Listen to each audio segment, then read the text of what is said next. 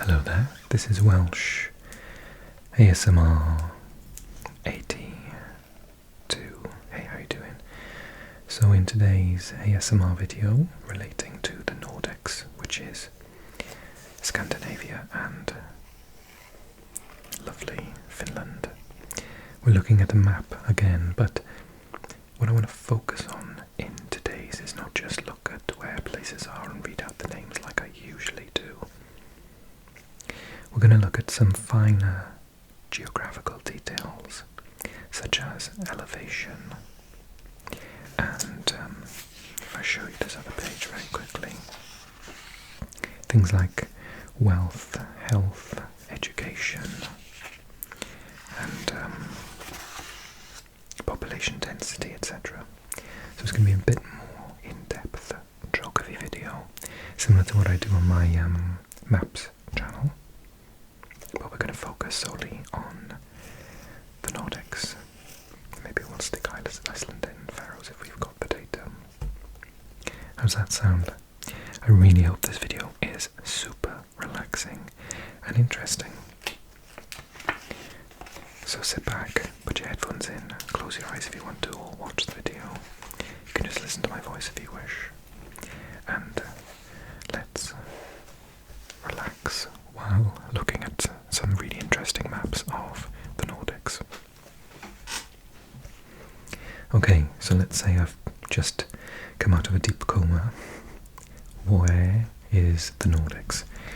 The Nordics, of course, are in Northern Europe, and they consist of Denmark,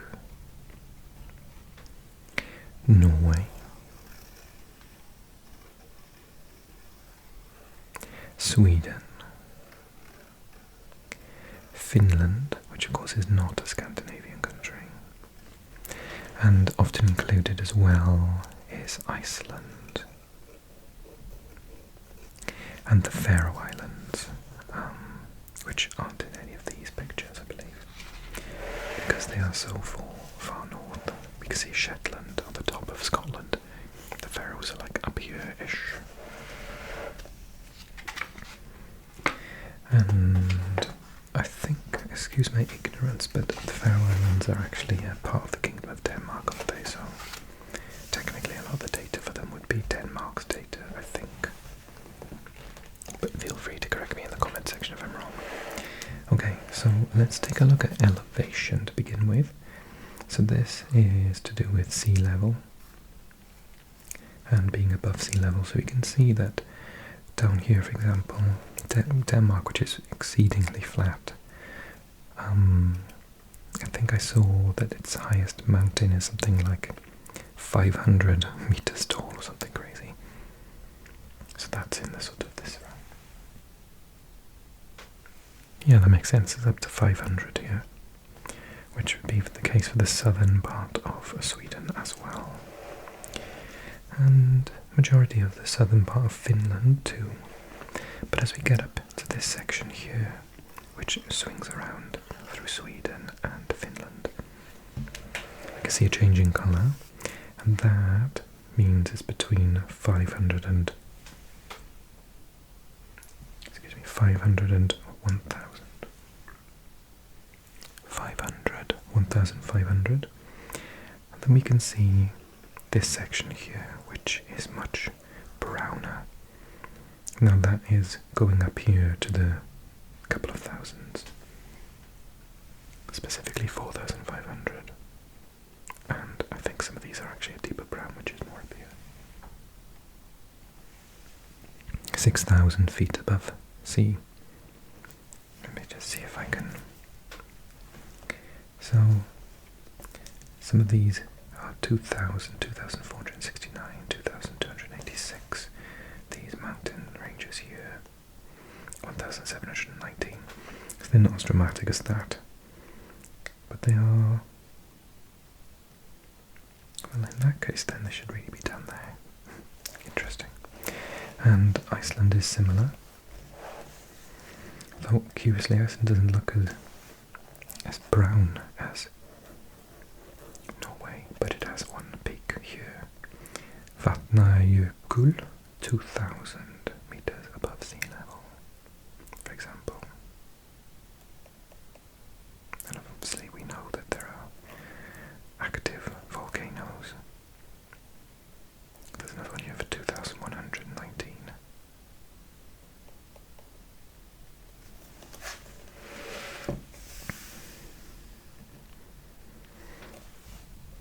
I talked a little bit about Faroe Islands.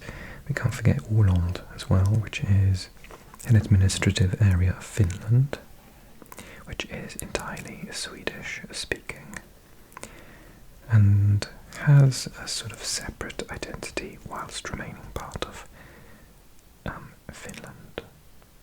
I've done a separate video on Åland altogether. If you scroll all the way to the beginning of my videos, it's one of the first. I look at it on Google Maps. Pretty place, Mariehamn.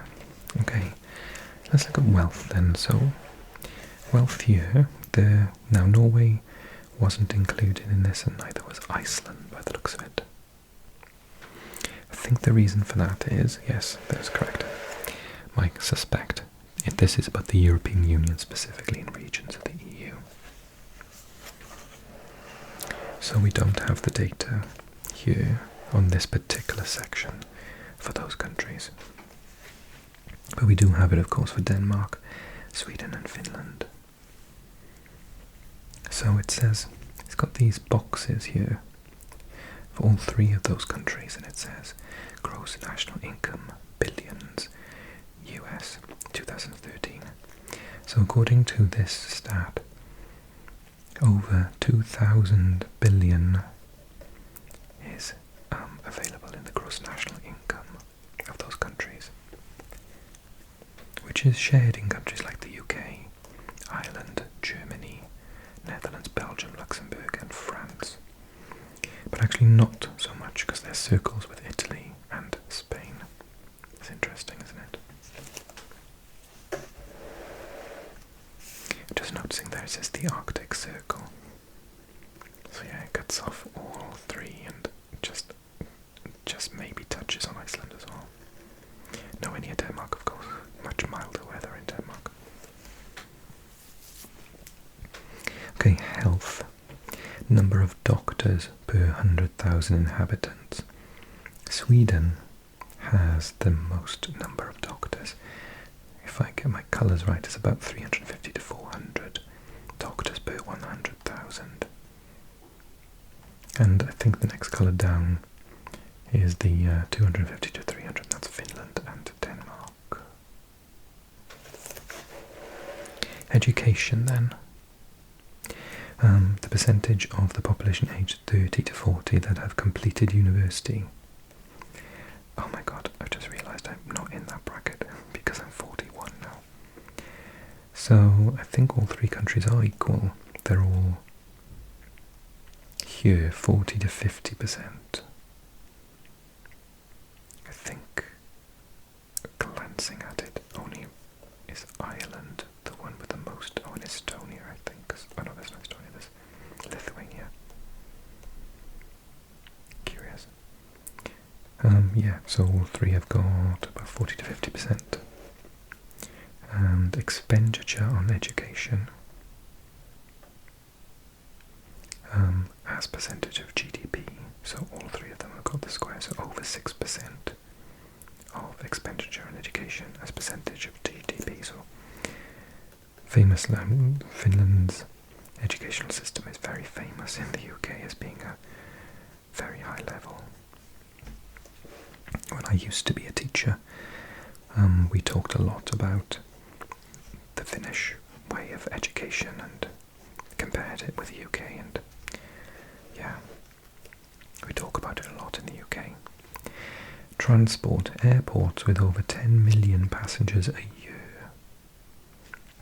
Now this is where Scandinavia doesn't have as many, and I think there are several reasons for this. One, the generally smaller populations of each of the countries in comparison with, say, Germany, France, Italy, the UK. Because you can see the massive circles here of 50 million. And they are, of course, in Schiphol in Amsterdam, and that would be Heathrow, and to an extent Gatwick in London.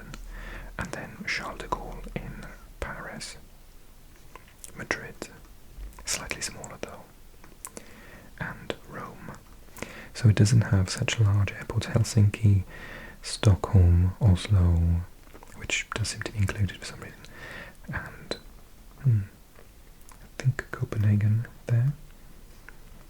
But then that could also be possibly because of the dedication of these countries towards stopping pollution, which obviously, and also due to the fact that I think there are fewer tourists that come to this area compared to, say, warmer climates.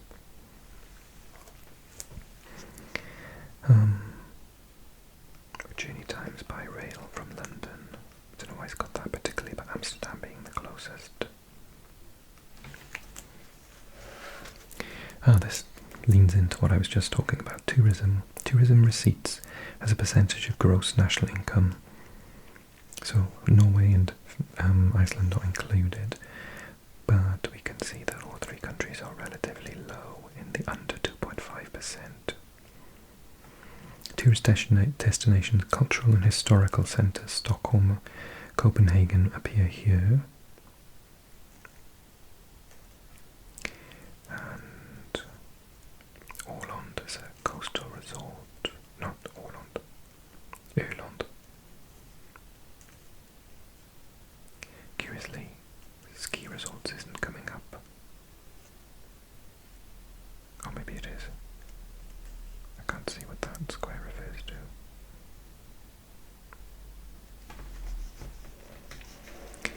And then lastly, energy. So I'm pretty sure Norway would win on this in terms of the oil, because it's a circle for oil. But then you've got hydroelectric power, which is in Sweden quite a lot here. Curiously, nothing really within the boundaries of Finland, not that I can see in Denmark either. But all three are the same colour, which is over 2 energy production tons of oil equivalent per capita in 2011. So they're the same as Great Britain and France and Netherlands.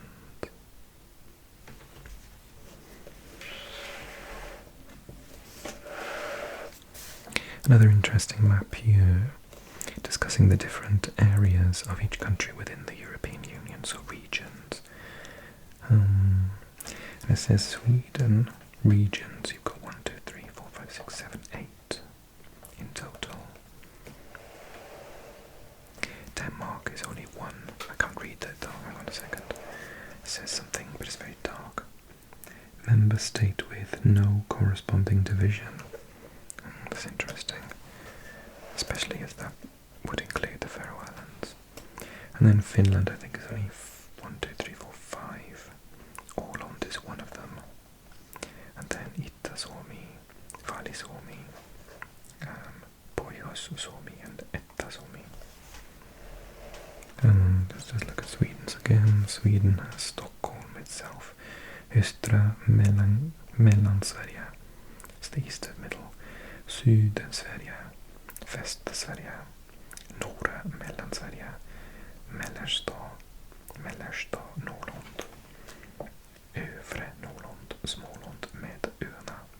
So Småland and the islands are number 8. Yeah, okay.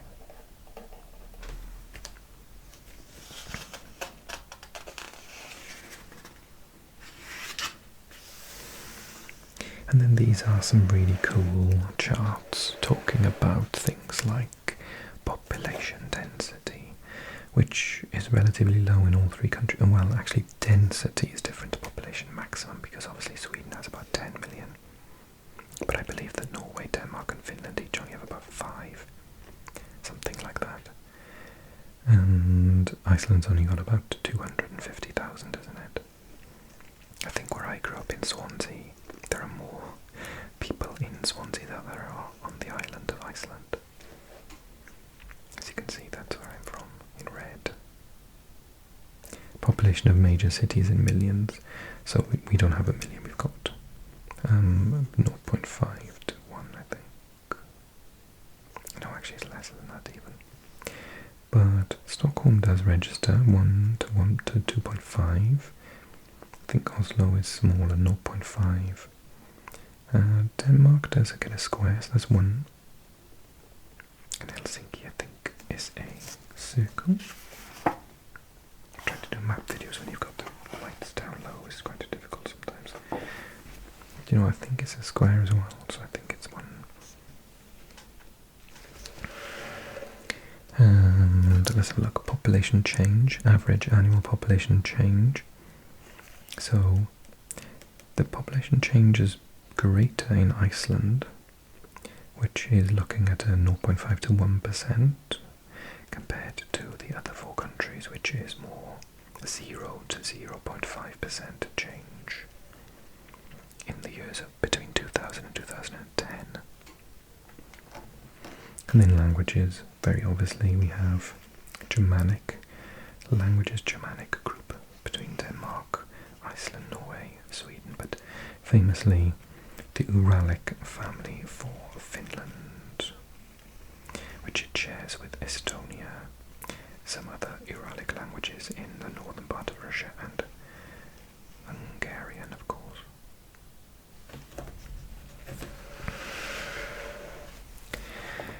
And then, as our final section, Europe climate and biomes. So the January temperature here.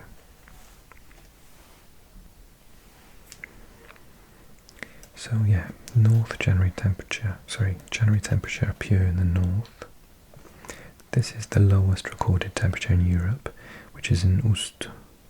Can't read it. Szczegór. Minus 55 degrees. So we're over here, it's not too bad, but we do have this green colour, which is between minus 10 and minus 15. Denmark gets off a little lighter though, it's more 5 to 0. Curiously though, Iceland doesn't seem to be as cold, particularly on the coasts. I suppose it's true to say that of the coastal regions here as well. It's more that centre section there, away from any, and it is much more towards the north. But I thought Iceland would be colder. Curious. It's got a chart here. It has Copenhagen and Helsinki. And it says temperatures, average monthly temperature goes up to 20 in the summertime, but drops down to 0 in the winter. Helsinki, on the other hand, raises to 20 in the summer, but actually drops as low as minus 10 in January. Precipitation as well. So the average monthly precipitation becomes quite high in the summer months. June, July, August, September, all the way through. It just drops considerably in February, March, April, May. Copenhagen is similar. Oh yeah, but then if you compare it to Athens, where there's barely no rain between the months of June and September, or even October.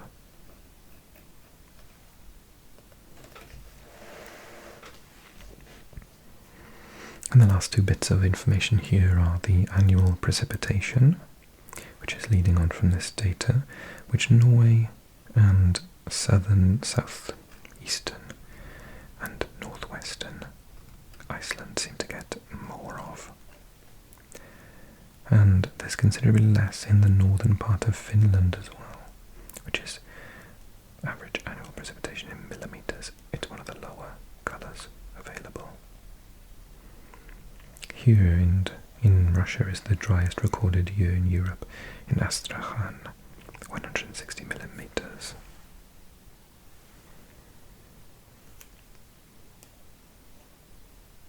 Quite shocked to see that parts of northern Italy have way more rain than almost all of, in fact all of Sweden and Denmark. Wales. It should be black. We have so much rain. And biomes, lastly. So we can see here that there is a cutoff.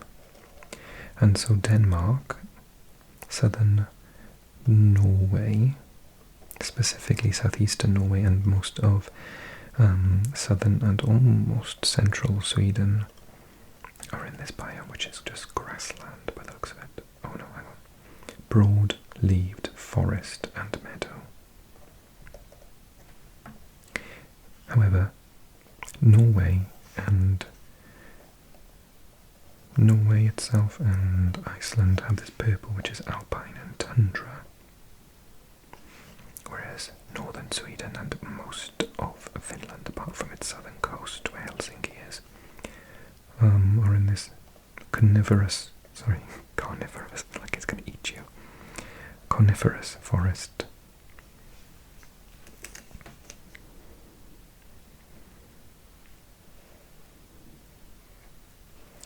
Oh, it's interesting. So continuing what we saw here, we've got a couple of others. We've got Oslo, Reykjavik, Tromsø. They haven't put anywhere in for Sweden, have they? Amsterdam, Athens, Berlin, Bern, Bucharest, Budapest, Copenhagen, Glasgow, Helsinki. Totally forgotten about Sweden. Got 2 for Norway. Naughty, naughty. So just above 20 in the summer. Rainiest month is August, apparently.